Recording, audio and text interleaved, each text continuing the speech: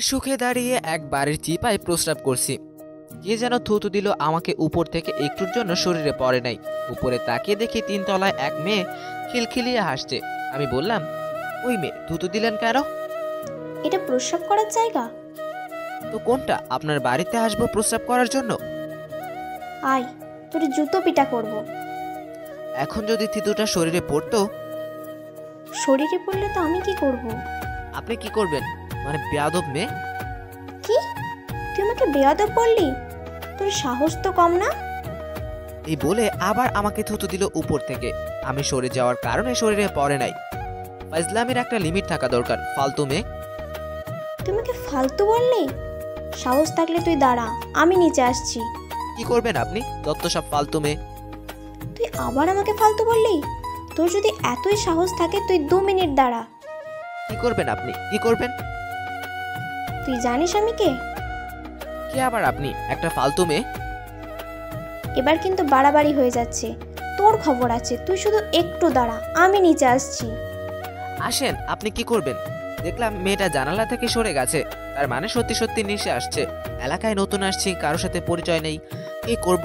আমি তো মেয়েটাকে রাগিয়ে দিয়েছি। কি করব? চলে যাই, শুধু ঝামেলা করে লাভ নাই।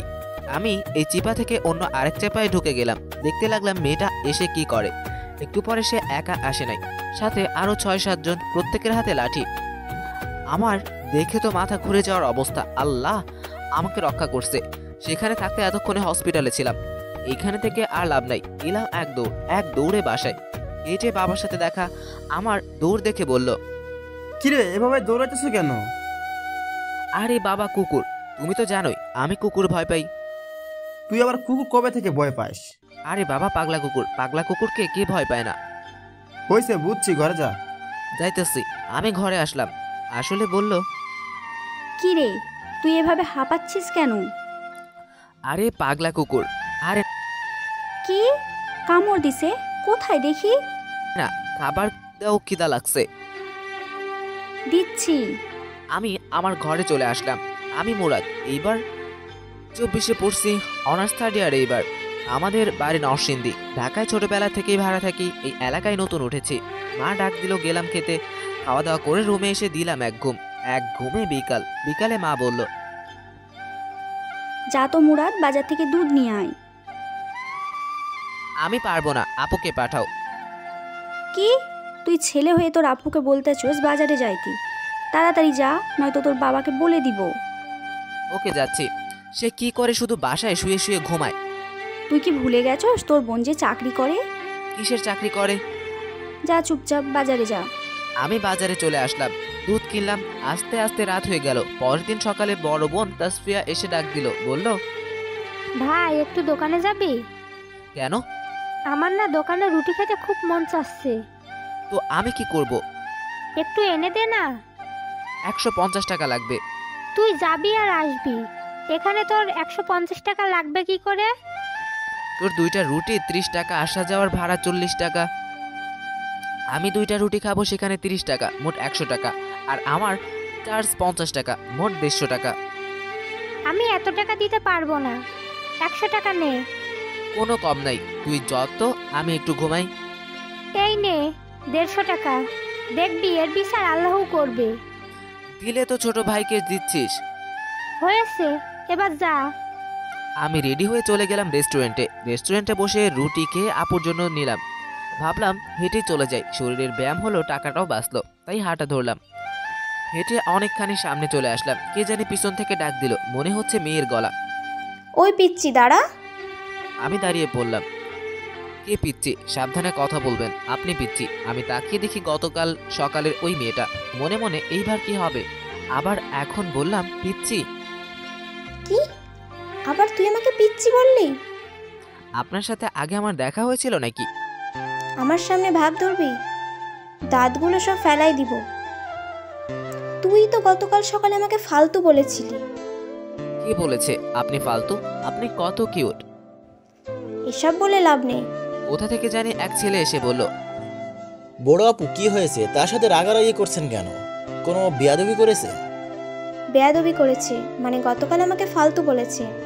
কি তুই ফালতু বললি আমাদের এলাকার বড় আপুকে? জানিস সে কে? আমাদের সবার বড় আপু।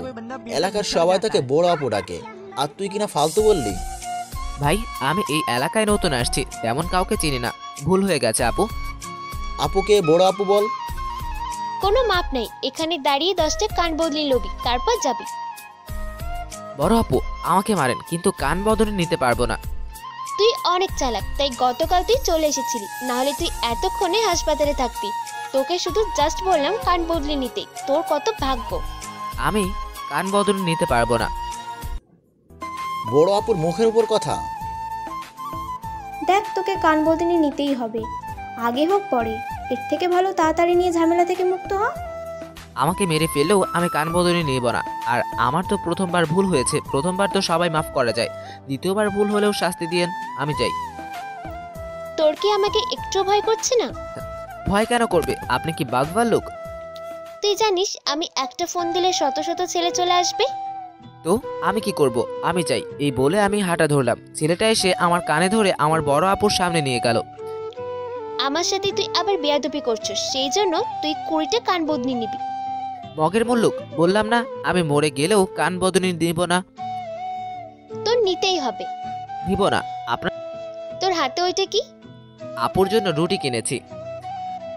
সুমন, তোর কাজ শুরু কর।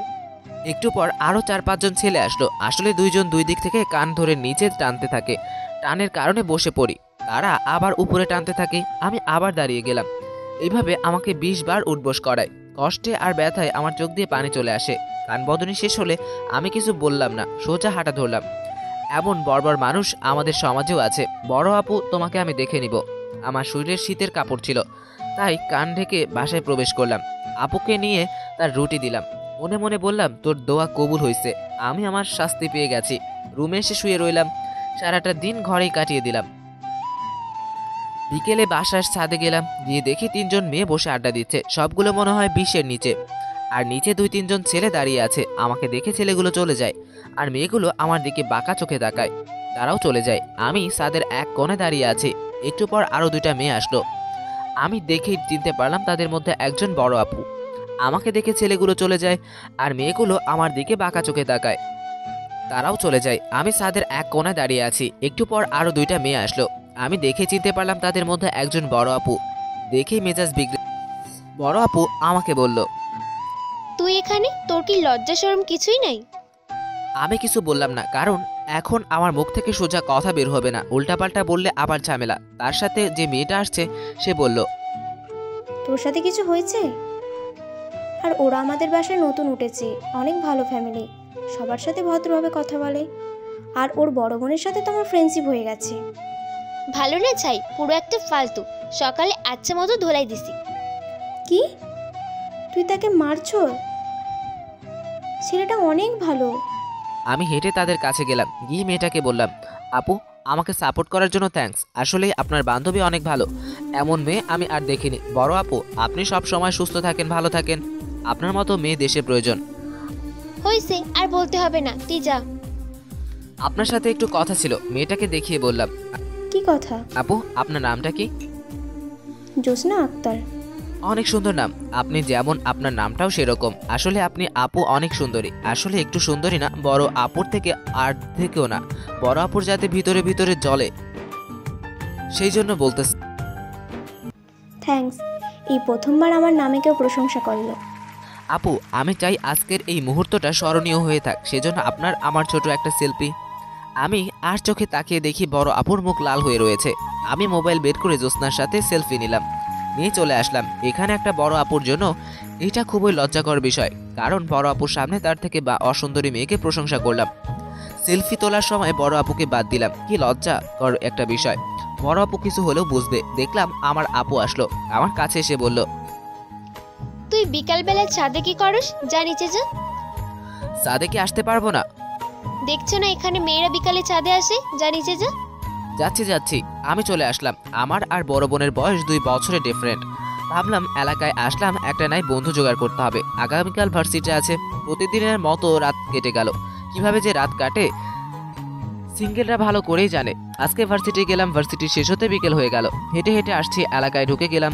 সন্ধ্যা ছুঁই ছুঁই একটা মেয়ের উপর আমার চোখ আটকে গেল। দেখো বড় আপুর সাথে দুইটা মেয়ে, একটা ছেলে, তারা বসে বসে সিগারেট খাচ্ছে। আমি ভাবলাম এই মেয়েটাকে কেন যে আমার সামনে পড়ে। ভাবলাম আসলেই মেয়েটার অনেক পাওয়ার এলাকায়। জীবনের প্রথম দেখলাম কোনো মেয়ে এলাকার লিডার। না, এই মেয়ের ব্যাকগ্রাউন্ড সম্পর্কে জানতে হবে, কিভাবে সে এই অবস্থায় আসলো। মেয়েটিকে দেখে আফসোস হচ্ছে, মেয়েটির শেষ পরিণতি অনেক খারাপ হতে যাচ্ছে। যাই হোক, আমি মেয়েটাকে পাশ কাটিয়ে চলে যাচ্ছি। আমাকে চিনে ফেললো, ডাক দিল। এই ছেলে, এদিকে আয়। আমি কাছে গেলাম। জি বলেন। তোর নাম কি? মুরাদ। সিগারেট খাস? আমি চিন্তায় পড়ে গেলাম।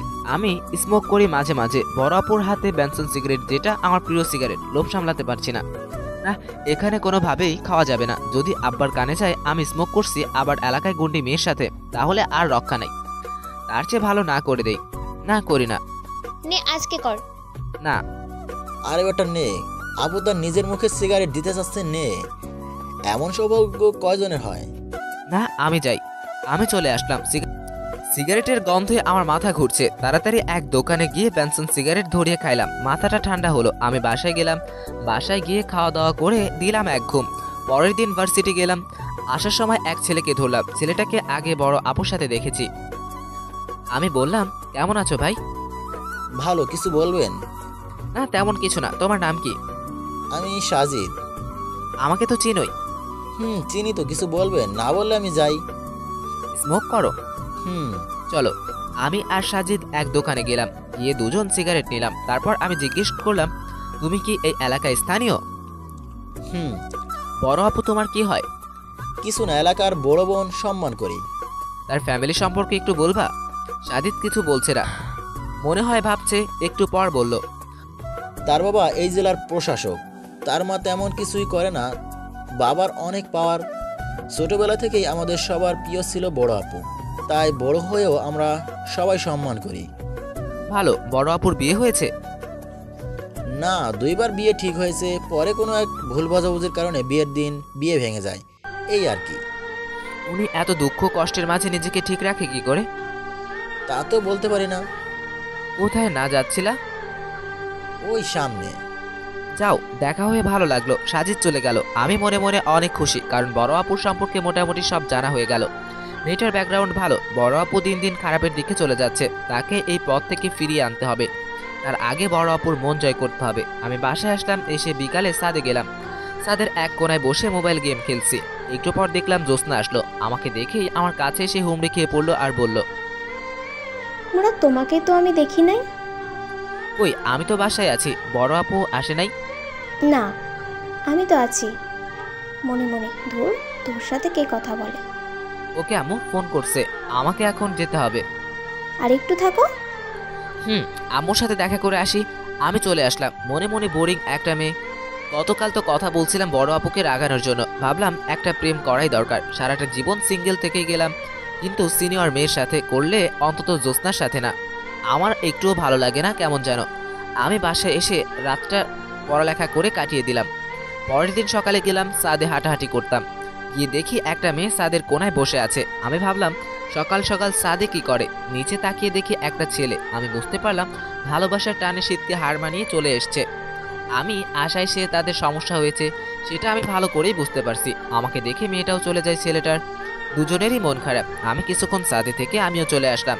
আজকে ভার্সিটিতে গেলাম না। দুপুরের দিকে গেলাম। ছাদে কাপড় নিয়ে একই অবস্থা। একটা ছেলে মেয়ে আমাকে দেখে চলে যায়। বিকালে গেলাম, গিয়ে দেখি 3 জন। আমি তাদের সমস্যা করলাম। ভাবলাম আর ছাদেই যাব না। যাই হোক, দিনটা কেটে গেল। পরের দিন মনে আজকে ভার্সিটি যাচ্ছি। রাস্তায় এক কোনায় বেঞ্চে দেখি বসে বসে সিগারেট টানছে। শরীরে শীতের কাপড় নেই। আমি ওভারটেক করে চলে যাচ্ছি। আমাকে ডাক দিল। যাই হোক, দিনটা কেটে গেল। পরের দিন মানে আজকে ভার্সিটি যাচ্ছি। রাস্তায় এক কোনায় বেঞ্চে দেখি বসে বসে সিগারেট টানছে। শরীরে শীতের কাপড় নেই। আমি ওভারটেক করে চলে যাচ্ছি। আমাকে ডাক দিল। আমি কাছে গেলাম, গিয়ে সালাম দিলাম। ওয়ালাইকুম আসসালাম। কিছু বলবেন? তুই আমার সম্পর্কে সাজিদকে কি উল্টাপাল্টা জিজ্ঞেস করছো? উল্টাপাল্টা না আপু, আমি শুধু জিজ্ঞেস করছিলাম আপনি কি করে এত সম্মানিত হলেন। বললাম ভয়ে ভয়ে। এসব জেনে তোর কি লাভ? এলাকায় থাকি, বড় আপুদের সম্পর্কে কিছু জানতে হয় না? আর কিছু জিজ্ঞেস করিস নি? হুম। আর কি জিজ্ঞেস করছো?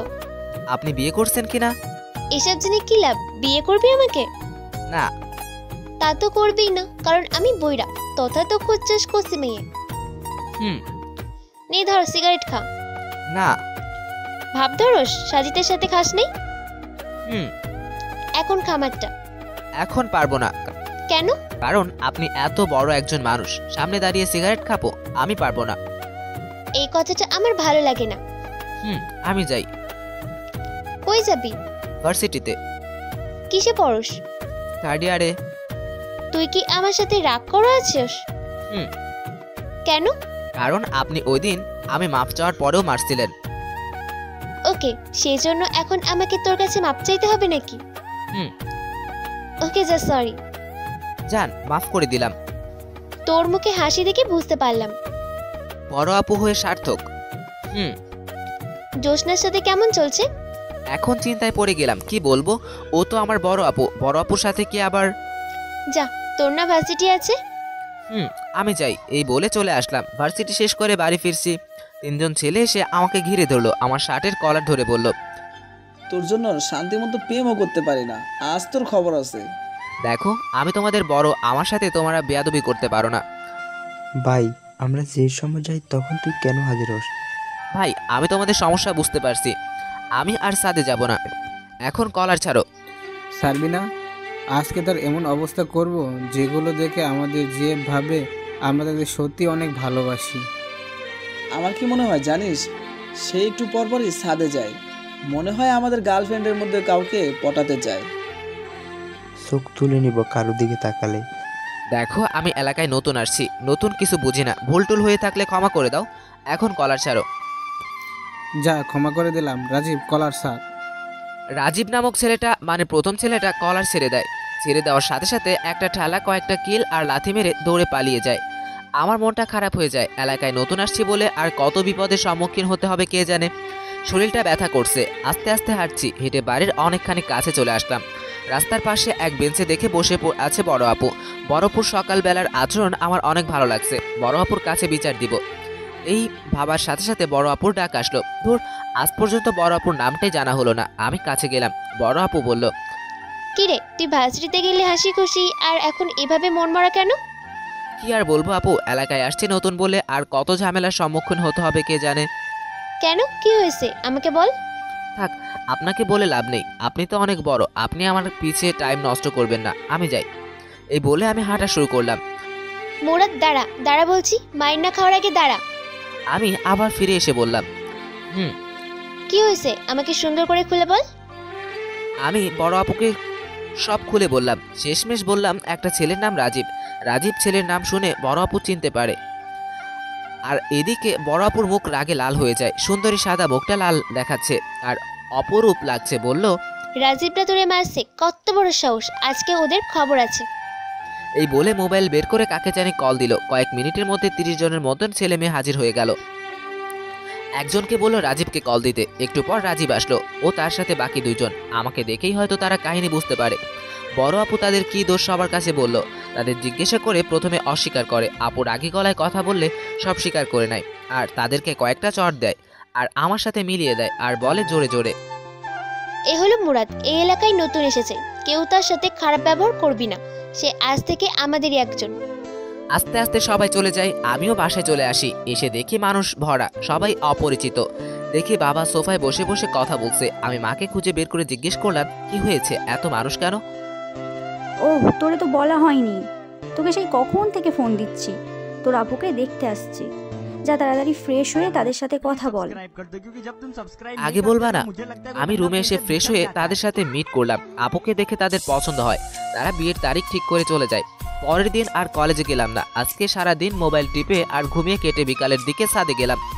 ছাদে গিয়ে দেখি জ্যোৎস্না আর বড় আপু কথা বলছে। আমি এক কোণায় দাঁড়িয়ে মোবাইল টিপছি। বড় আপু আমাকে ডাক দিল। আমি কাছে গেলাম। বলল, সাদে কি করস? কিছু না। কিছু না মানে? দেখি তো আশেপাশে কেউ আছে নাকি। পাইছি, এই মেয়ের জন্য তুই সাদে আসস? না, পাশের বাড়ির ছাদে এক মেয়ে কাপড় নিচ্ছে। তাকে দেখেই আমার উপর দোষ চাপিয়ে দিল। মেয়েটাকে লক্ষ্য করে বলল, এই মেয়ে, তোমার নাম কি? সাদিয়া। ছাদে কি করো? কাপড় নেই। আর কিছু না তো? বিকালবেলা ছাদে আসবে না। কেন? যেটা বলছি সেটাই, আসবে না বলছি আসবে না। ওকে আপু, ওকে আপু। আমি বড় আপুর কাহিনী দেখে মনে মনে হাসতে হাসতে শেষ, শুধু শুধু মেয়েটার উপর দোষ চাপাইলো। কিরে, তোকে দেখে মনে হচ্ছে তুই হাসছস। কই আপু? কার জন্য আসবে? আসলে আমার জন্যই আসবে।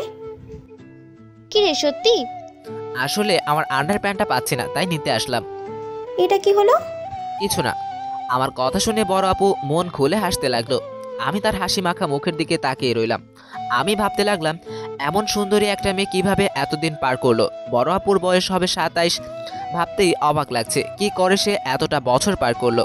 ধুর, বড় আপুর নামটাই জানা হলো না। এলাকায় এতদিন আসলাম অথচ বড় আপুর নামটাই জানা হলো না। নীলা আক্তার, তার নাম নীলা। জ্যোৎস্নার সামনে বড় আপুর নামের প্রশংসা করলাম না। এই তুই বললি কেন? বললে তো কি হয়েছে, শুনেন, এখন থেকে আমি আপনাকে কোনো বড় আপু ডাকতে পারবো না। আজ থেকে আমি নীলা আপু বলে ডাকবো। ওকে ডাকিস, এখন ভাগ।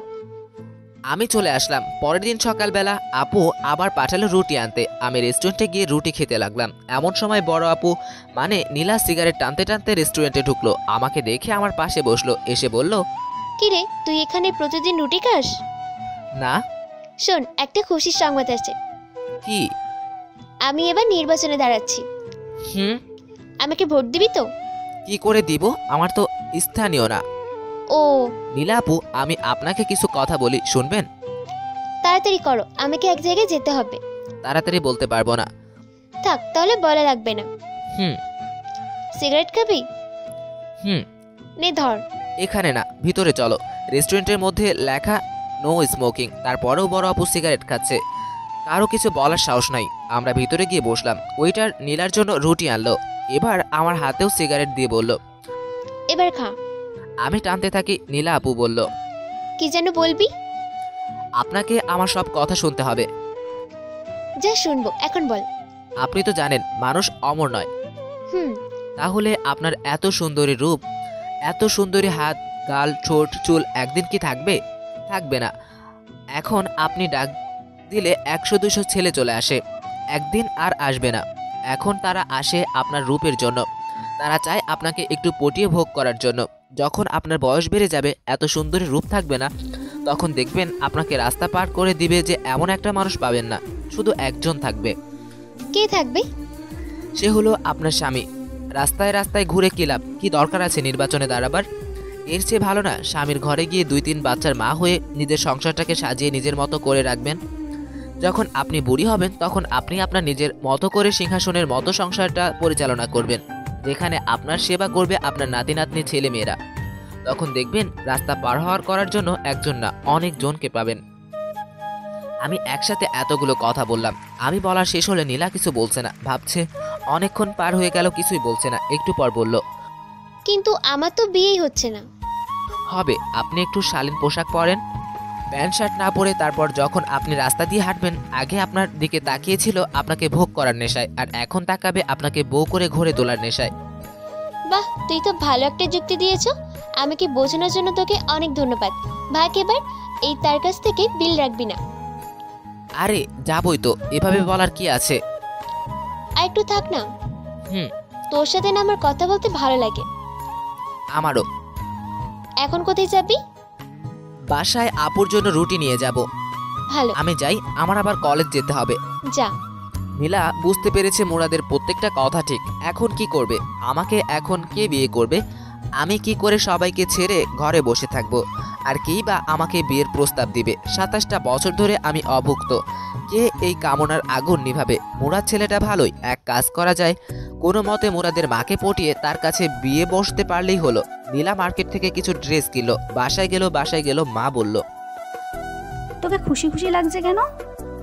আজ থেকে তোদের কথা মতো চলবো। সত্যি? তার আগে তোর প্যান্ট শার্ট পাল্টা, এটা আমিও দেখতে পারি না, তোর বাবাও না। এই দেখো, ড্রেস কিনে এনেছি, পরবো বলে। দেখি তো, কি সুন্দর ড্রেস।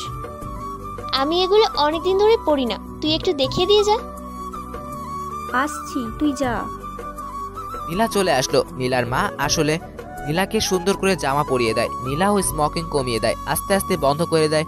এভাবে 2 সপ্তাহ ঘরের ভিতরে কাটিয়ে দেয়। কত মানুষ যে নীলাকে কল দিল। একদিন তার এক বান্ধবী রাত্রেবেলা কল দিয়ে বলল, তাড়াতাড়ি তার বাড়িতে যাইতে। নীলা তার কাছে বলে বের হয়ে গেল। বান্ধবীর বাড়িতে গিয়ে দেখে তার জন্য কেক রেডি। নীলা মনে মনে করে দেখলো আজকে তার জন্মদিন। হারামি বান্ধবীগুলা নীলার জন্য এত কষ্ট করলো। নীলাকে দেখে সবাই অবাক। সবাই বুঝতে পারছে নীলা অনেক চেঞ্জ হয়ে গেছে। বান্ধবীর সাথে নীলা জমিয়ে আড্ডা দিয়ে অনেক রাত হয়ে যায়। সবাই আস্তে আস্তে বাড়ি চলে যায়। নীলাও বাসা থেকে বের হয়। হেঁটে চলেছে, রিক্সা পাচ্ছে না। নিশার অনেক ভয় করছে, কারণ সে 2 সপ্তাহ এদিক দিয়ে আসে না। আগেই সব রাস্তা তার কাছে মাঠ মনে হয়েছে, আর এখন কেমন জানি লাগছে, কেমন যেন ভুতুরে। নীলার কলিজায় পানি নাই, শরীর যেন কাঁপছে। পিছন থেকে কে যেন ডাকছে, এই যে শুনছেন। নীলার অনেক ভয় করছে, কারণ সে 2 সপ্তাহ এদিকে আসে না। আগেই সব রাস্তা তার কাছে মাঠ মনে হয়েছে, আর এখন কেমন জানি লাগছে, কেমন যেন ভুতুরে। নীলার কলিজায় পানি নাই, শরীরের যেন কাঁপছে। পিছন থেকে কে জানি ডাকছে, এই যে শুনছেন। পিছনে তাকিয়ে দেখে মুরাদ। নীলা অবাক হয়ে জিজ্ঞেস করলো, তুই এখানে এত রাতে এখানে? স্মোক করতে বাইরে বের হয়েছিলাম। তুই আমাকে ওই দিন এত জ্ঞান দিয়ে এখন কিনা তুই নিজে স্মোক করস? তোমাদের মেয়েদের স্মোক করা ঠিক না। কেন? তোমাদের পেটে বাচ্চা আসবে, এর আগেই যদি এসব খেয়ে সমস্যা করে রাখো, তাহলে বুঝতেই পারছো বাচ্চার কি হবে। তুই আমাকে বাচ্চার স্বপ্ন দেখেছিস? আচ্ছা বলতো, আমাকে কে বিয়ে করবে? কে জানি, বাদ দেন। আপনাকে কিন্তু দারুণ দেখাচ্ছে। আর শোন, সিগারেট খাস না। ধন্যবাদ। এই ছোট্ট একটা ছেলেকে আপনি ধন্যবাদ দিচ্ছেন? আমাকে একটু হেল্প করবি? আপনার যে কোনো হেল্প করতে রাজি, বলেন কি হেল্প। আমাকে একটু এগিয়ে দে, আমার ভয় করছে। অবশ্যই, চলেন। নীলা আর মুরাদ পাশাপাশি হাঁটছে। একটু হাঁটার পর নীলাকে মুরাদ বলল, আপু, একটা কথা বলে রাগ করবেন না তো? বল। মারবেন না তো? না, বল। আমার না বড় আপুদের অনেক ভালো লাগে। নীলা মনে মনে এটাই চায়, কোনো মতে মুরাদের কাছে গিয়ে বসতে পারলেই হলো। ভালো, তাহলে জ্যোৎস্নাকে বিয়ে করে ফেল। ধুর, তাকে ভালো লাগে না? না। আচ্ছা, একটা প্রশ্ন আমার মনের ভিতর খুব জ্বালাচ্ছিল। কি? আপনি এতদিন কোথায় ছিলেন? কোনো জায়গায় গিয়েছিলেন? বাড়িতেই ছিলাম। আপনাকে তো দেখি নাই। বের হচ্ছি না, চুপ কর, চুপচাপ হাঁট। আর ভালো লাগছে না। মুরাদ চুপ হয়ে যায়। নীলা মিটিমিটি হাসছে।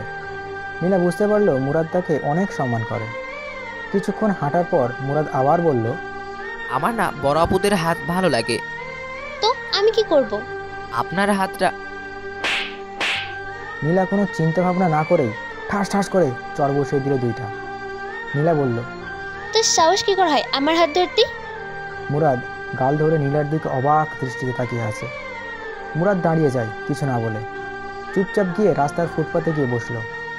গাল ধরে মাথা নিচু করে বসে রইল। নীলা আবার বলল, কিরে, যাবি নাকি? নাকি আমি একাই চলে যাব? মুরাদ কিছু বলছে না, মাথা নিচু করে বসে আছো। নীলা বলল, তুই থাক, আমি যাই। এই বলে আমি হাঁটা ধরলাম। আমি বুঝতে পারলাম না কাজটা আমি কি করেছি। চোখের পলকেই সব ঘটে গেল। আমি হাঁটছি আর আমার হাতের দিকে তাকিয়ে আছি, আর ভাবছি এটা কি করলাম আমি। যাকে কিনা আমি বিয়ে করার স্বপ্ন দেখি, তাকে চর মারলাম। আসলে আমি এমন কথার সাথে পরিচিত না, আর আগে আমাকে প্রেম করার যেই প্রস্তাব দিয়েছে সেই চর খেয়েছে। তাই ভুলে এমন কথা শুনে আপনা আপনি হাত চলে যায় মুরাদের গালে। আমি ভুল বুঝতে পারি। পিছনে তাকিয়ে দেখি মুরাদ এখনো বসে আছে, নিশ্চয়ই কাঁদছে। আমি আবার হাঁটা ধরলাম মুরাদের দিকে। আমি নীলাকে এই অবস্থায় পেয়ে অবাক হয়ে যাই। আমি হাড়ে হাড়ে টের পেয়েছি আমার কথাগুলো কাজে লেগেছে। সেই জন্য নীলাকে 2 সপ্তাহ দেখা যায় নাই। আমি ভাবি নাই নীলার সাথে এখানে দেখা হবে। নীলার এমন পরিবর্তন আমার অনেক ভালো লাগছে। আগে কেমন দেখা যেত, আর এখন সত্যি এক নারী দেখা যাচ্ছে, যে কেউ তাকে কাছে পেতে চাইবে। এখন আমাকে নীলা আপু চরটা দেই। তখন আমি ভাবছিলাম ফাইজলামও করছে, পরে ঠিকই দিবে হাত ধরার জন্য, কিন্তু না, নীলার ভিতরের আসল রূপ প্রকাশ হয়ে যাচ্ছে। নীলা আপুর কথাগুলো তীরের মতো বিদ্ধ করে আমার বুকে। দেখি নীলা চলে যাচ্ছে। আমি মনে মনে, নীলা আপু যাস না, আমাকে সান্ত্বনা দিয়ে যা, না হলে আমাকে আর পাবি না। বুকের কষ্টে আমার চোখ থেকে 2 ফোঁটা পানি পড়লো, আর সেই হেঁটে চলে যাচ্ছে। মনে হচ্ছে এখনো তাকে ধরে জোর করে তার মনের ইচ্ছে মতো লিপ কিস করতে, কিন্তু সেটা বোধহয় আর সম্ভব না। এখন যদি সে আর না আসে, তাহলে আমাকে আর জীবনেও পাবে না। আবার আর চোখে তাকিয়ে দেখি নীলা আপু আসছে। এসে আমার পাশে বসলো, বলল, কি রে, তোর কি হয়েছে? চটটা বেশি লেগেছে? হাত ধরবি? আমি কিছু বলছি না। নীলা আপু হাত বাড়িয়ে দিয়ে বলল, নে ধর। আমার সামনে নীলা আপু ও 2 হাত। সেদিকে আমার কোনো ইন্টারেস্ট নাই। আমার ইচ্ছে হলো নীলা আপুর 2 ঠোঁট। লাল লিপস্টিকের ঠোঁট দুটো থেকে যৌবন বেরিয়ে আসতে চাইছে। মন চাচ্ছে সেই যৌবনগুলো আমি লুফে নেই। আমি ধরছি না দেখে নীলা আপু আবার বলল, ধরবি নাকি? হাত ব্যথা করছে শীতে, মনে হচ্ছে বরফ হয়ে গেছে। আমি কোনো চিন্তা না করে নীলার মাথা ধরে আমার ঠোঁট এগিয়ে দিলাম। নীলা মুখ সরিয়ে নিতে চাচ্ছে, কিন্তু আমি মাথা ধরাতে নিতে পারছে না। অবশেষে নীলার ঠোঁটের সাথে আমার ঠোঁট লেগেই গেল। লাল টকটক ঠোঁটটা, এত নরম আপুর ঠোঁটটা। এভাবে 45 সেকেন্ডের মতো নীলার ঠোঁটে আমার ঠোঁট কামড়ে ধরে রাখলাম, তারপর ছেড়ে দেই। এবার আবার এক চড়। বলল, তোর কাছে আসাটাই আমার ভুল হয়েছে। এটা কি করলি তুই? এটা হলো আপনার শাস্তি, কিসের শাস্তি? আমাকে চড় দেওয়ার। এখন তোকে এমন শাস্তি দিব যা তুই কল্পনা করতে পারবি না। এই বলে মোবাইল ফোন বের করলো। কাকে কল দিচ্ছেন? আসলেই দেখবি। ওকে কল দিয়েন না। আপনার কি ভালো লাগে নাই? কেমন জানি অন্যরকম একটা ফিলিংস। আমি বুঝতে পারলাম আর একটু থাকলে এতক্ষণ নীলা আপুকে ঠান্ডা করা কঠিন হয়ে যেত। আমি বললাম, চলেন আপনাকে বাসায় দিয়ে আসি। চল, শোন, আজ থেকে আমাকে তুমি করে বলবি। ওকে আপু। কিছুক্ষণ হাঁটার পর হঠাৎ কুকুরের চিৎকার। আপু ভয় পেয়ে একেবারে আমার পাশাপাশি হাঁটছে। আরেক চিৎকার দেওয়াতে আপু ভয় পেয়ে আমার হাত ধরে আমার শরীরের সাথে ঘেঁষে ঘেঁষে হাঁটছে। আমার হাত ধরাতে আমি উত্তেজিত হয়ে চলেছি। কি করব? আরেকটু ঘেঁষলেই লজ্জায় পড়ে যাব। আস্তে আস্তে হেঁটে আপুর বাড়ির সামনে আসলাম। আমি বললাম, যাই? ভেতর আয়। ইম্পসিবল। হুম। তাহলে আমি যাই? আজকের রাতটা আমার স্মরণীয় হয়ে থাকবে। এই রাতে কি এমন হলো স্মরণীয় হয়ে থাকবে? আজকে তুই আমাকে অন্য একটা জগৎ থেকে ঘুরিয়ে নিয়ে এসেছো। চাইলে আবারও দিতে পারি। সোজা নিজের রাস্তা দেখ। আমি চলে আসলাম। ঘরে ঢুকলে মা অনেক বকা দিল।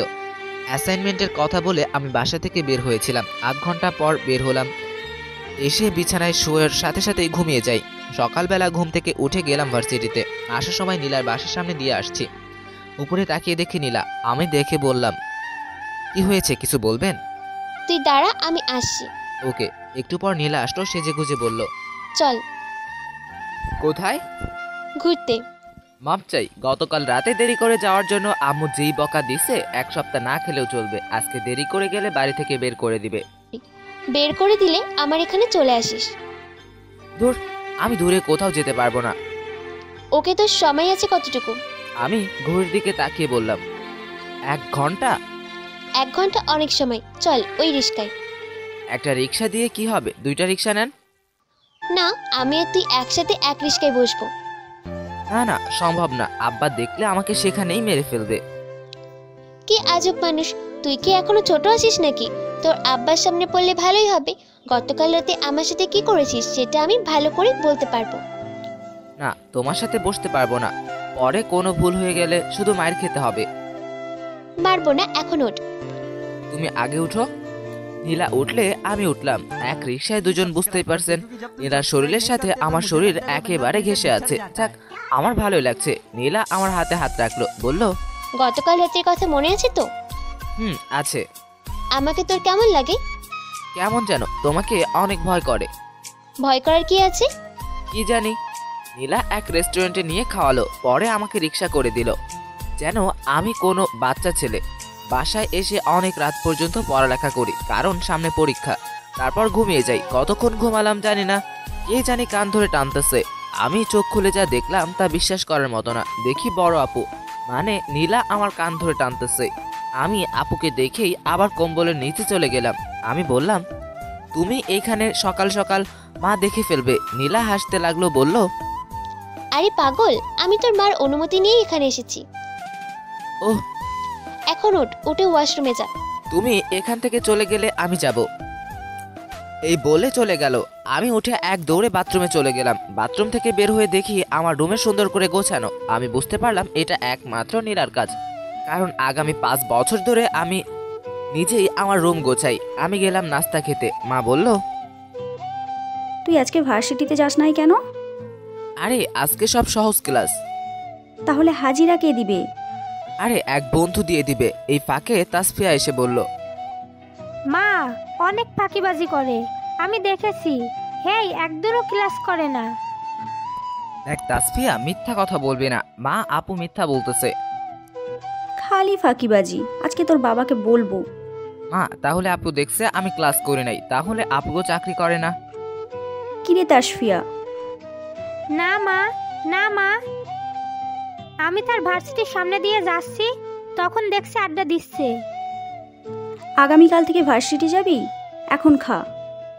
আমাদের এমন ঝগড়া দেখে নীলা মিটমিট হাসছে। মা আবার বলল, নীলামা, তুমি খেয়েছো? হ্যাঁ আন্টি, আমি খেয়েছি। আমি অবাক হচ্ছি নীলা এত তাড়াতাড়ি মাকে কিভাবে ম্যানেজ করলো। আমি খাওয়া দাওয়া করে রুমে শুয়ে শুয়ে মোবাইল টিপছি। নীলা আপু আসলো চা নিয়ে, বলল, প্রথমবার চা বানালাম, দেখ তো কেমন হয়েছে। আমি তার হাত থেকে নিয়ে খেলাম, বললাম, ভালো হয়েছে। থ্যাঙ্কস। ওয়েলকাম। আমি আবার মোবাইল টিপায় মনোযোগ দিলাম, বলল, চাটা খেয়ে দে। ওহ। আমি কিছুক্ষণের ভিতরে চা খেয়ে দিয়ে দিলাম কাপ। চলে গেল। আবার 1 ঘন্টা পরে আমি উকি দিলাম তারা কি করে। দেখে নীলা মার মাথা আঁচড়িয়ে দিচ্ছে। মনে মনে এইটা কি হলো, এত তাড়াতাড়ি মার কাছে চলে গেল নীলা। আমি কিছু বুঝতে পারলাম না। আমি রুমে এসে আবার শুয়ে রইলাম। কিছুক্ষণ পরে নীলা আবার এসে বলল, শোন, আমি চলে যাই। কেন? আজকে থেকে যাও। কিছুদিনের ভিতরে একেবারেই চলে আসবো। এত সোজা না। মাকে এনে রাজি করিয়েছো, বাবাকে রাজি করবে বা কি করে? আমার বাবা আছে না, এই জেলার ম্যাজিস্ট্রি, বাবা মা বলবেই তাই হবে। ওকে, পরে দেখা যাবে। শুনো, আগামী শুক্রবার আপুর বিয়ে, থাকবা কিন্তু। ওকে, থাকবো। এখন যাই, বাসা থেকে কল আসছে।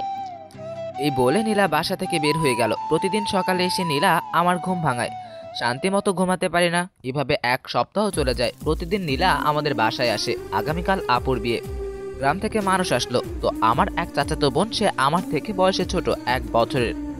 গ্রামের বাড়ি গেলে তার সাথে সময় কাটাতাম বেশি। আমাদের সম্পর্ক অনেক গভীরে চলে যায়। এখন তার বিয়ে ঠিক হয়ে আছে। সে এই বিয়েতে আসছে, ভাবতেছি কি যেন হয়ে যায়। একটু ভুলের কারণে নীলাকে হারাবো। গায়ে হলুদের দিন তারা সবাই আসে। নীলা আপুর সাথে সারাদিন থাকে। যার সাথে আমার সম্পর্ক হয়েছিল তার নাম তানহা। সে আসলেই আমার সাথে দেখা করে বলল, মুরাদ, তোমার কি হয়ে গেল? তুমি আমার কোনো খোঁজ খবর নাও না। আসলে সামনে পরীক্ষা তো, তাই এত অবসরে থাকি না। তো কেমন আছো? ভালো, তুমি? এই তো আছি। আচ্ছা, তুমি কেমন যেন হয়ে গেছো। আগে আমার সাথে সব শেয়ার করতা। এখন তো করি। কই? এই যে বললাম আমি ভালো আছি। ধুর, তুমি আগের মতোই আছো। তোমাদের ছাদ আমাকে দেখাবা? শিওর। এই চাঁদনি আপু, এই চাঁদনি আপু, দেখে যান। কাকে ডাকছো? চাঁদনি আপু আমার আপুর বান্ধবী। চাঁদনি আপু আপুর ফ্রেন্ড। সে তোমাকে সাথ ঘুরিয়ে দেখাবে। না, আমি কারোর সাথে যাব না, শুধু তোমার সাথে যাব। কাঁদো কাঁদো ভাব, মনে হচ্ছে এখনই কেঁদে দিবে। আমি বললাম, ওকে ওকে, আমি নিয়ে যাব। এদিকে চাঁদনি আপু এসে বলল, এই তুই ডাক দিলি কেন? আপু কিছু না, জিজ্ঞেস করতাম আর কি। ওইদিকে কতটুকু হয়েছে? তোর সাহস তো কম না, তুই আমাকে ডাক দিস? তোর বড় না আমি? নিজে গিয়ে দেখে আসতে পারোস না? যত সব ফালতু। আর একবার ডাক দিবি, দাঁত ভেঙে ফেলবো। এই মেয়ে, তুমি কাঁদছো কেন? জানো না এটা বিয়ে বাড়ি? কাঁদলে বাথরুমের ভিতর গিয়ে কাঁদো। এই বলে চাঁদনি আপু চলে গেল। আমি আগেই জানতাম চাঁদনি আপু রাগী টাইপের মেয়ে। তানহা অবাক এমন কথা শুনে। আমি হাসি দিয়ে বললাম, আরে ঢাকার মেয়েরা বেয়াদবি হয়, তুমি রাগ করো না, চলো সাদে। আমি তানহাকে সাদ দেখালাম, পুরো এলাকা দেখালাম। সন্ধ্যা হলে আমরা চলে আসি। রুমে ঢুকবো, কে জানে কান ধরে আমাকে টানতে টানতে সবার আড়ালে মানে সাদে নিয়ে গেল। আমি বুঝতে পারলাম নীলা। আরে অনেক ব্যথা পাচ্ছি, ছাড়ো। আজকে তোকে ছাড়বো না, তোর কান আমি ছিঁড়ে ফেলবো। তাহলে আমিও তোমার ঠোঁট ছিঁড়ে ফেলবো। কি বললি? কিছু না। বল বল, নাহলে তোর কান আমি আজকে ছিঁড়ে ফেলবো। বলছি বলছি, কান ছাড়ো। নীলা আমার কান ছেড়ে দেয়। এবার বল, কি বললি? বলছি তোমাকে অনেক সুন্দরী দেখাচ্ছে। বাদ দে, এখন বল মেয়েটাকে। তোর সাথে তার এত মিল কি করে? কোন সাহসে তুই তাকে ছাদে নিয়ে গেলি? বাড়িতে আর কেউ ছিল না? আমি নীলাকে সব বুঝিয়ে বললাম। নীলা বলল, শোন, এরপর থেকে যদি তোকে ওই মেয়ের সাথে দেখি, তাহলে তোর এই কান কেটে আমি কুচি কুচি করে ভাজি করে খাবো। আরে বাবা। হুম। তাহলে আমাকে বিয়ে বাড়ি থেকে চলে যেতে হবে? কেন? কারণ এখানে থাকলে তার সাথে দেখা হবেই। তুই কোনো কথা বলবি না। ওকে। তুই কি ভাবছিস একটু আগের কথা আমি শুনি নাই? কি শুনছো? তুই বলছো তুই আমার ঠোঁট কামড়ে ছিঁড়ে ফেলবি। না, তুমি ভুল শুনছো। নীলা আবার আমার কান ধরে বলল, বল, আর মিথ্যা বলবি? বল বল। না না, জীবনেও না। কান ছাড়ো, অনেক ব্যথা করছে। নীলা আমার কান ছাড়ে। নীলা আস্তে আমার কাছে আসতে থাকে। নীলার লাল লিপস্টিক দেওয়ার ঠোঁটটা দেখে আমি লোভ সামলাতে পারিনি। পিছনে হাত দিয়ে চুলের মুঠি ধরে মুখের কাছে এনে আমার ঠোঁটটা লাগিয়ে দিলাম। নীলার চোখ বন্ধ। আমি কোথায় যেন হারিয়ে গেলাম। কত মিনিট হলো জানি না। নীলা 2 হাত দিয়ে আমার মাথা জড়িয়ে ধরলো। নীলা যেহেতু গায়ে হলুদের শাড়ি পরছে তাই তার কোমর খোলা। আমি 1 হাত দিয়ে আস্তে নীলার কোমরে হাত রাখলাম। নীলা যেন কেঁপে উঠল। নীলা আমাকে ছাড়ছেই না। নীলার শ্বাস ভারী হয়ে আসছে। এ যেন মোবাইলে কল দিচ্ছে। সেদিকে কোনো খেয়াল নেই, আমারও না নীলারও না। 2টা কল দিয়ে ফেলছে। নীলা আমাকে যেভাবে ধরছে সারার কোনো নামই নেই, যেন এভাবে সারা রাত কাটিয়ে দিবে। এদিকে আমার অবস্থাও খারাপ। এখন কেউ যদি দেখে ফেলে, অবশ্য এখন কেউ এদিকে আসবেও না। আমি আস্তে আস্তে নর্মাল হলাম। আমি বললাম, নীলা এবার ছাড়ো, কে জানি কল দিচ্ছে। না, আজকে তোকে সারা রাত এভাবে ধরে রাখবো। আমি এই ফাঁকে পকেট থেকে মোবাইল বের করে দেখি মা। আমি রিসিভ করে বললাম, মা আমি আসছি। কোথায় তুই? নীলা আপুর সাথে সাদে। 1 মিনিটের ভিতরে নিচে আসো। ওকে আসছি। নীলা তখনও আমাকে জড়িয়ে ধরে রাখছে। নীলা বয়সে বড় হলে কি হবে, উচ্চতায় আমার থেকে ছোট। আমি বললাম, এবার ছাড়ো। কেন জানি তোকে ছাড়তে মন চাচ্ছে না। আমি জানি। তোর ঠোঁটের ভিতর কি মন চাই শুধু লাগিয়ে রাখি আমার ঠোঁট। ওকে, এখন এসব কথা বাদ দাও। মা 1 মিনিটের টাইম দিয়েছে, তাড়াতাড়ি যেতে হবে। জানিস, তুই যখন আমার কোমরে হাত দিলি তখন শরীরের প্রতিটি শিরায় শিরায় একটা উত্তেজনা ভরে যায়। সেজন্য আমার সারা শরীর মোচড় দিয়ে ওঠে। সেটা আমি বুঝতে পারছি। এখন চলো। এই ধর টিস্যু, ঠোঁট মুছে নে। দুজনে হাত ধরে নিচে আসি। এসে দুজনে ভাগ হয়ে যাই। আমি মার সাথে দেখা করি। মা কিছু কাজ দিল। কিছুক্ষণ পর নীলার সাথে দেখলাম নীলা নতুন করে লিপস্টিক দিয়েছে আর আমার দিকে তাকিয়ে মুস্কি হাসে। সেই হাসিটা কেন জানি সব কিছুর ঊর্ধ্বে। আমি সোফায় এসে বসলাম। ভাগিনার সাথে মজা করতে লাগলাম। আমার আব্বারে 2 ভাই। তানহার বড় ভাই এসছে বিয়েতে। সে আমার থেকে বড়, কিন্তু এখনো বিয়ে করে নাই। আমার কাছে এসে বলল তার নাম রিয়ান। আমি রিয়ান ভাই বলে ডাকি। ছোট ভাই, কি অবস্থা? লেখাপড়া কেমন চলছে? এই তো ভাই, আলহামদুলিল্লাহ ভালো। পড়ালেখা মোটামুটি। মোটামুটি না, আরো ভালো হওয়া চাই। ওকে ভাই। ভাই, আমার কানে কানে এসে বল, বাড়ির মধ্যে দেখি ছেলেদের থেকে মেয়েদের সংখ্যাই বেশি। ভাই, অধিকাংশ আপুর বান্ধবী, আর আমরা 1 মাস হয়েছে এই এলাকায় আসছি, তাই আপুর অনেক প্রতিবেশী বান্ধবী হয়ে যায়, এই আর কি। ও, তো কাউকে পছন্দ হয় না? ভাই, এরা সবাই আমার থেকে বড়। তাদের কিছু বললে শুধু মাইর। আরে ভাই, পাওয়া যায় না কেন? কবি বলেছেন, যেখানে দেখিবে ছাই উড়াইয়া দেখিবে তাই, পাইলেও পাইতে পারো অমূল্য রতন। দেখি কাউকে পাই কিনা। কেউ আছে নাকি? আমি একটা জিনিস খেয়াল করলাম, রিয়ান ভাই এদিক ওদিক কাকে যেন খুঁজছে। একটু পরে নীলা আমাদের সামনে দিয়ে হেঁটে যাচ্ছে। দেখলাম রিয়ান ভাই লোভাতুর দৃষ্টিতে তার দিকে তাকিয়ে আছে। তাড়াতাড়ি পকেট থেকে একটা কাগজ বের করে আমাকে দিয়ে বলল, ছোট ভাই, এখানে যে গায়ে হলুদে শাড়ি পরা একটা মেয়ে গেছে, তাকে দেখেছো? দেখছি। কে এটা, চিনো? কি হয়েছে তোমাদের? তেমন কেউ না, তার নাম নীলা। দাও তো কাগজটা। আমি কাগজ দিলাম। কি জানি ঠিক করলো, মনে হয়ে নাম লিখলো, আবার দিয়ে বলল, এই লেটারটাকে নিয়ে দিবা। কাকে? এই নীলা আপুকে? অসম্ভব ভাই। কেন? উনি কে আপনাকে বলে নেই? উনি হলো এই এলাকার লিডার, মানে বস। তার কথাই এই এলাকা চলে। এমন কোন ছেলে বিচারা পাবেন না তার হাতে মার খাইছে না। আমিও একবার মার খাইছি। এখন যদি ওনাকে আমি এই লেটার দিতে যাই, আমার আবার মার খেতে হবে। ভাই, আমি না, অন্য কাউকে দিয়ে ট্রাই করেন। ছোট ভাই, বড় ভাইয়ের জন্য রিস্ক নিতে হয়। প্লিজ একটু হেল্প করো ছোট ভাই। তারপরেও ভাই মায়ের খাইলে যা, তোকে 2টা ব্যঞ্জন খাওয়াবো। যে মায়ের দিব ভাই, 2টা কি 500 তো খেলেও হবে না। আমি বলি কি ভাই, অন্য কাউকে দেখেন, ভালো লাগে কিনা। আর উনি তো আপনার থেকে বড়। আমি ভাবলাম আমার মতো, কিন্তু এত মেয়ে থাকতে নীলাকেই কেন ভালো লাগলো। আসলে নীলা অনেক সুন্দরী, হাঁটার স্টাইল ভালো, কথা বলে সম্পূর্ণ স্পষ্ট। সবচেয়ে বড় কথা হলো তার ভিতর এক অমৃত আছে, যেটা কিস করে হাড়ে হাড়ে টের পেয়েছি। ওকে ভাই, দেখা যাক। 2টা ব্যঞ্জন কিন্তু। No tension. আর ছোট ভাই, তুমি তো জানো কারো লেটার দেখতে নাই। আমি আমার রুমে এসে বসে মোবাইল টিপতেছি। দেখি নীলা রুমে প্রবেশ করতেছে খাবার নিয়ে। খাবার দিয়ে বলল, শোন, রাত হয়ে যাচ্ছে, আমাকে বাসায় চলে যেতে হবে। আজকে থেকে যাও। তোর সাথে থাকতে দিবি তাহলে? অসম্ভব। শুনো, তুমি আর আধ ঘন্টা পর এই জায়গায় দেখা করবে। রাত হয়ে যাচ্ছে। জরুরি বিষয়। ওকে, নীলা চলে যায়। আধ ঘন্টা পর আমি ছাদে যাই, গিয়ে দেখি নীলা এসে বসে রয়েছে। আমি যাওয়ার সাথে সাথে বলল, কি বলবি তাড়াতাড়ি বল। আমি পকেট থেকে চিঠিটা বের করে দিলাম। নীলা বলল, এটা কি আমাকে দিচ্ছিস কেন? আমার কাজিন দিয়েছে। কি আছে এটাতে? জানি না, খুলে দেখো। ওকে। নীলা পুরোটা পড়লো আর হাসতে লাগলো। আমি বললাম, হাসো কেন? তুই পড়ে দেখ কি লিখেছে। না, তুমি পড়ো। তুমি পড়ো, পছন্দ হলে উত্তর দাও। আমি পড়তে পারবো না, অন্যের চিঠি। ভাবতারস পর বলছি। আমি পড়তে লাগলাম। লিখেছে, প্রিয় নীলা, কেমন আছেন? আশা করি ভালো আছেন। আমি রিয়ান, মুরাদের কাজিন। আর আমাকে ভয় পাবেন না, আমি সিম্পল একজন মানুষ। সবচেয়ে বড় কথা হলো তুমি কে। সরি, তুমি করে বলে ফেললাম।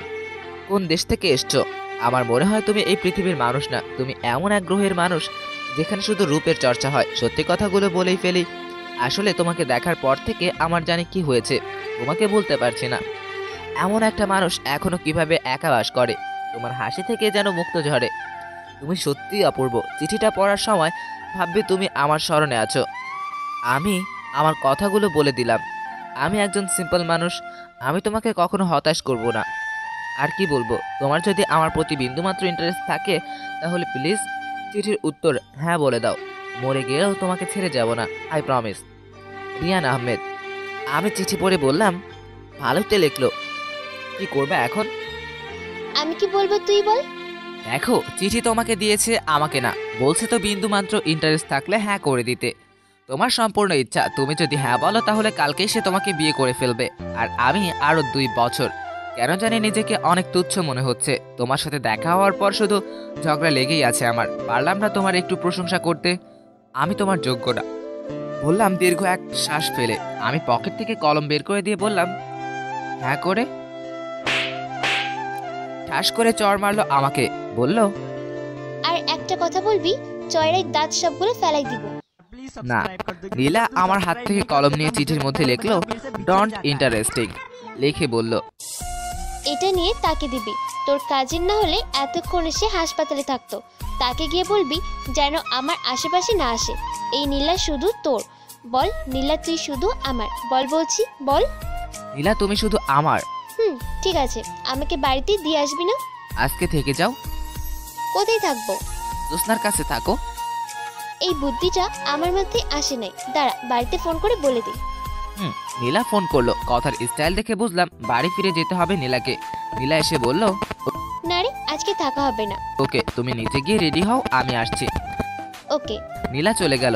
আমি রিয়ান ভাইয়ের সাথে দেখা করি। আমি চিঠিটা দিয়ে বললাম, তাড়াতাড়ি 2টা বেনসনের টাকা দেন। আরে দাঁড়া, দেখছি কি লিখছে। রিয়ান ভাই খুলে দেখলো। আমি বললাম, আমার গালের দিকে তাকান। রিয়ান ভাই আমার গালের দিকে তাকিয়ে বলল, তোর দেখলেই মনে হয় মারছে। তো একটা কাজ কর, 1 প্যাকেট ব্যঞ্জন নিয়ে আস, আজ রাতে দুজনে খাবো। এতগুলো আব্বা দেখতে পারলে বাড়ি থেকে বের করে দিবে। ওকে, এনে টাকা। আমার জন্য অন্তত তো একটা নিয়ে আয়। ওকে। আমি চলে আসলাম। এসে নীলার সাথে দেখা করলাম। চলো, মাকে বলছো? আমি আর নীলা একসাথে এক রিকশায় উঠে নীলার বাসার সামনে নামলাম। আমি বললাম, তাহলে আমি যাই? শোন, আমার প্রতি যদি তোর বিন্দুমাত্র ইন্টারেস্ট থাকে তাহলে অন্য কোনো মেয়ের সাথে কথা বলিস না। আমি চলে আসলাম। একটা বেনসন খেয়ে আর একটা কাজিনের জন্য নিয়ে আসলাম। রাতে দুজন একসাথে শুইলাম। রিয়ান ভাই বলল, ছোট ভাই, আমি নীলাকে পটিয়ে বিয়ে করে বাড়িতে নিয়ে যাব। দেখেন ভাই, আমাকে এইসবের মধ্যে জড়িয়েন না। এই আপু যেই চর দিয়েছে, দাঁত মনে হয় একটা নড়তেছে। তার চর অনেক ভালো লাগে আমার। ভাই, পরে মায়ের খাইলে আমি কোনো হেল্প করতে পারবো না। তোরা মেয়েদের এত ভয় পাস কেন? ভাই, এটা গ্রাম না যে ছেলেদের দেখে মুখে ঘুমটা দিয়ে চলে যাবে। দেখা যাবে। দেখেন, আমি ঘুমাই, অনেক ঘুম ধরছে। আমি ঘুম থেকে উঠে দেখি রিহান ভাই এখনো ঘুমাচ্ছে। কে জানি দরজায় টোকা দিচ্ছে। আমি জিজ্ঞেস করলাম কে। ওপার থেকে বলল, আমি তানহা, দরজা খুলো। আমি বললাম, আধ ঘন্টা পর। আর টোকা দেয় নাই। আমি ওয়াশরুমে গেলাম। বের হয়ে দেখি রিহান ভাই এখনো ঘুমোচ্ছে। রিয়ান ভাইয়ের ভবিষ্যতের চিন্তা করে আমার অনেক কষ্ট হচ্ছে। তার কপালে মনে হয় মায়ের আছে। নীলাকে যদি আর কিছু বলে, সে তাইলে মায়েরই আছে তার কপালে। আমি আগেই কথা বলে আমার দোষ ভেঙে ফেলেছি। আমার উপর কোনো দোষ দিতে পারবে না। আমি রিয়ান ভাইকে ডাক দিয়ে নতুন কাপড় পরে ঘর থেকে বের হলাম। টেবিলে গিয়ে বসলাম। ও মা, কেউ খাবার দিচ্ছে না, সবাই যার যার কাজে ব্যস্ত। আমার দিকে কেউ তাকাচ্ছেও না, নীলাও আসে নাই। হঠাৎ কোথা থেকে জানি তানহা আমার জন্য খাবার নিয়ে আসলো। ধন্যবাদ। আমি এটা এমনিতেই করতাম, তুমি এত কম কথা বলো কেন? আমি মনে মনে ভাবতেছি এখন যদি নীলা আপু দেখে ফেলে তাহলে শেষ। আমি মায়ের খেতে খেতে জান শেষ, তারপর আবার তাকে হারিয়ে ফেলবো। আমি প্লেটের মধ্যে খাবার নিলাম, চলে আসলো রুমে। টেবিল থেকে উঠলাম, তানহা আমার হাত ধরে ফেললো, বলল, কোথায় যাও? রুমে। এখানে বসে খাও। তানহা আমার হাত ধরে জোর করে টেবিলে বসালো। আমি এদিক ওদিক তাকিয়ে দেখলাম নীলা দেখেছে নাকি। যেটা ভাবছিলাম সেটাই। নীলা দরজায় দাঁড়িয়ে দাঁড়িয়ে আমাদের কাহিনী দেখছে, তার মুখ কালো। আমি তানহাকে বললাম পানি আনতে, তানহা চলে গেল পানি আনতে। আমি নীলার দিকে 2 হাত নত করে মাপ চাইলাম, কিন্তু নীলা মাথা নাড়িয়ে চলে গেল। আমি টেনশনে পড়ে গেলাম, আপু বোধহয় আমার উপর রাগ করছে। আমাকে মারলে অসুবিধা নেই, কিন্তু কথা না বললে অন্তর জ্বলে যাবে। সব দোষ তানহার, সে যে কেন আমার পিছে আসে। কিন্তু অনেক দেরি হয়ে গেছে, তারও বিয়ে ঠিক হয়ে গেছে। আর আমিও বড় আপুকে পেয়ে গেছি। মন চাচ্ছে তানহাকে ইচ্ছে মতো বকা দিতে। তানহা এসে বলল। আবার ভাবলাম না, তার কয়েকদিন পরে বিয়ে, তাকে কষ্ট দেওয়া ঠিক হবে না। আবার যদি বরদোয়া দেয়। আমি হেসে বললাম থ্যাঙ্কস। আমি যতক্ষণ খেলাম তানহা আমাকে ওটা দিয়ে হেল্প করলো। আমি খাওয়া দাওয়া করে চলে আসলাম। নীলাকে খুঁজতেছি, বাসায় পেলাম না। তার মানে সাদে যাব। গেলাম সাদে গিয়ে দেখি নীলা আর আমার আপু চাঁদনি আপু, জ্যোৎস্না আপু, আরো কয়েকজন। আমি এক কোনায় বসে রইলাম। তারা সবাই সেজে গুজে বসে আড্ডা দিচ্ছে। চাঁদনি আপু আমাকে ডাক দিয়ে বলল, এই পিচ্ছি, আমাদের ছবি তুলো তো। কি? আমাকে পিচ্ছি বললো? কিছুই করার নেই, এখানে সবাই আমার বড়। তারপরেও আমি রিয়েক্ট করে বললাম, আপু আমি পিচ্ছি না, আমার বয়স 24, প্রায় আপনার সমান। নীলা আপু বলল, মানায়?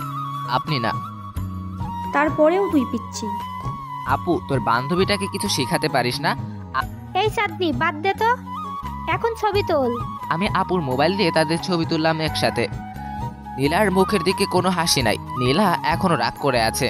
আমি ছবি তুলে চলে আসলাম, আবার এক কোণায় এসে দাঁড়ালাম। আর চোখে নীলার দিকে তাকাচ্ছি। সবাই চলে যেতে চাইলে মাপ চাইতাম। দেখলাম রিয়ান ভাই আসছে হাওয়া খেতে। হাওয়া নাকি অন্য কিছু? আরে না ছোট ভাই, তোমাদের এখন টাকা দিলে টাকা আর ফুল পাওয়া যায় না, আমি জানতাম।